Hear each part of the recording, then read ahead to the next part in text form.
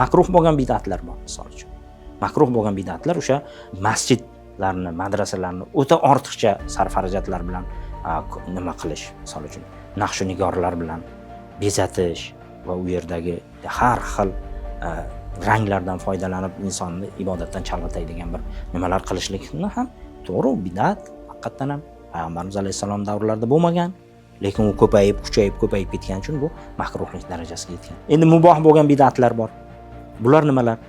Libosni yaxshi tanlash, chiroylisini tanlash yoki o'sha libosga bir qandaydir hashamlar berish, bezaklar berish yoki qaysidir millatga xos ekanligini, qaysidir jamoaga xos ekanligini bildirib turadigan bir naqshinkor belgilar qo'yishga o'xshagan. Yoki taomlarga uni lazzatli bo'lishi uchun turli-tuman ziravorlarni qo'shish, boshqa nima.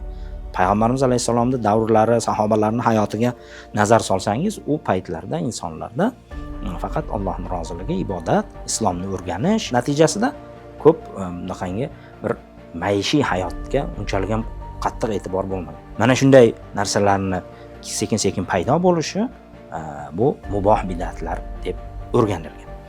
Demak, har bir ko'ringan, har bir yangi paydo bo'lgan narsa ham xatarli bo'lavermaydi. To'g'ri, uni lug'at jihatidan, uni shu lug'at ulamolarini bergan ta'riflariga solish jihatidan bid'at deyish mumkin, lekin bular yuqorida aytganimizdek bid'ati hasanalar va bid'ati sayyialarga ajraydi. Bid'ati hasanalarni ham demak bajarishlik ba'zida vojib bo'ladi, ba'zida mustahab bo'ladi.